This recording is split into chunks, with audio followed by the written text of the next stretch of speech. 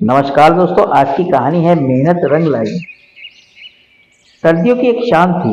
सूरज धीरे धीरे ढल रहा था और गांव की गलियों में ठंडी हवा बह रही थी। हमारे यहाँ का आंगन हमेशा की तरह शांत था। उस दिन हम पांच भाई बहन पापा के आसपास बैठे थे। माँ रसोई में चूल्हे पर रोटी पका रही थी। पापा पुराने खाट पर बैठे अपनी पुरानी डायरी के पन्ने पलट रहे थे। मैंने पापा से एक सवाल पूछा जो मेरे दिल में कई दिनों से था। पापा, हमारे पास कितनी प्रॉपर्टी है? पापा ने पल भर के लिए मेरी ओर देखा। उनकी आंखों में थकान और अनुभव की झलक थी। उन्होंने गहरी सांस ली और कहा, बेटा, हमारे पास कुछ नहीं है सिवाय इस छोटी सी झोपड़ी के। उनके शब्दों ने जैसे हमारे दिल पर चोट की। हम पांचों चुप हो गए, लेकिन मैं शांत नहीं रह सका। मैंने दोबारा पूछा, तो फिर पापा, हम पांच भाई बहन का गुजारा कैसे होगा? क्या हम जिंदगी भर इस झोपड़ी में ही रहेंगे? पापा ने एक पल के लिए आसमान की ओर देखा, जैसे किसी अदृश्य शक्ति से जवाब मांग रहे हो। फिर बोले, बेटा, जिंदगी ने हमें कभी मौका नहीं दिया कि हम कुछ अपना बना सकें। हमने हमेशा दूसरों का कर्ज भी चुकाया है। तुम्हारे दादाजी ने जो कर्ज लिया था, उसे चुकाते चुकाते मेरी जिंदगी बीत गई। उनकी आवाज में दर्द था और उनकी आंखों में आंसू। उस वक्त में मुझे पहली बार एहसास हुआ कि पापा ने अपनी पूरी जिंदगी हमारी खुशियों के लिए बलिदान कर दी थी। पापा ने फिर हमें अपने अतीत की कहानी सुनाई। हमारे दादाजी ने एक समय में बड़ा व्यापार किया था, लेकिन उनकी कुछ गलतियों के कारण व्यापार डूब गया। उन्हें लोगों से कर्ज लेना पड़ा। जब मैंने होश संभाला तो घर कर्ज में डूबा हुआ था। मैंने स्कूल छोड़ दिया और खेतों में मजदूरी करने लगा ताकि घर का पेट भर सके। उनकी बातें सुनकर मेरे बड़े भाई श्रीकांत ने गुस्से में कहा, लेकिन पापा, ये हमारी गलती तो नहीं थी। आपने क्यों अपनी पूरी जिंदगी दूसरों के कर्ज चुकाने में बर्बाद कर दी? पापा शांत रहे।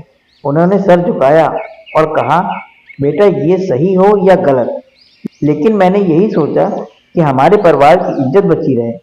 अगर कर्ज नहीं चुकाता तो लोग हमें ताने देते और हमारी ओर उंगली उठाते।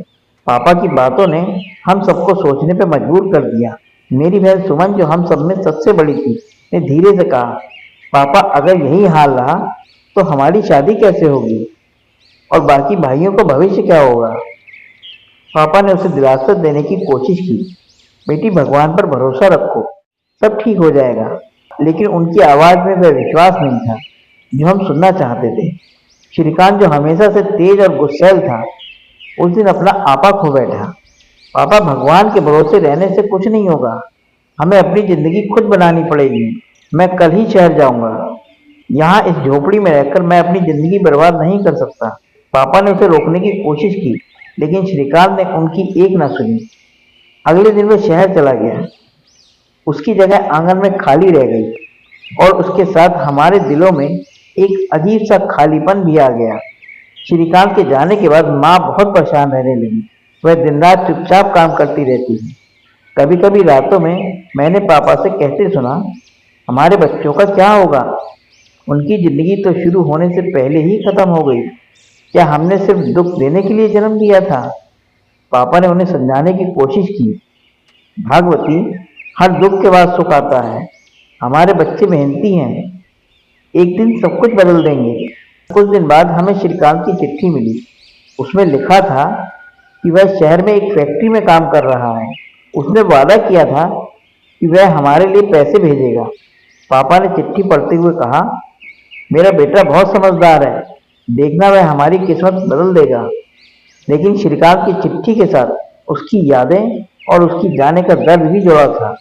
श्रीकांत के जाने के बाद हम बाकी भाई बहनों ने ठानी कि हम भी अपनी झोपड़ी से बाहर निकलेंगे। मैंने और मेरे छोटे भाई गोविंद ने गांव के खेतों में मजदूरी करना शुरू कर दी। सुमन ने गांव की औरतों के कपड़े सिलने का काम शुरू किया।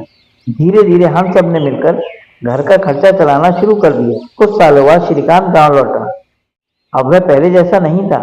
उसके कपड़े साफ सुथरे थे और उसके हाथ में एक बड़ा बैग था। उसने आते ही पापा के पैर छुए और कहा, पापा, अब मैं कमाने लायक हो गया हूँ। मैंने पैसे बचाए हैं, अब हमारी हालत सुधर जाएगी। उसकी बात सुनकर पापा की आंखों में आंसू आ गए। उन्होंने कहा, तुम्हारी मेहनत ने मुझे गर्व महसूस कराया है बेटा। श्रीकांत के पैसों और हमारी मेहनत के दम पर हमने अपनी झोपड़ी को एक छोटे लेकिन पक्के घर में बदल दिया। वह घर बड़ा तो नहीं था, लेकिन उसमें हमारी उम्मीदें और हमारे सपने बसे हुए थे। दोस्तों, ये कहानी कैसी लगी? अगर ये कहानी आपको अच्छी लगी है तो मेरे चैनल को लाइक करें, सब्सक्राइब करें और शेयर करें। धन्यवाद दोस्तों।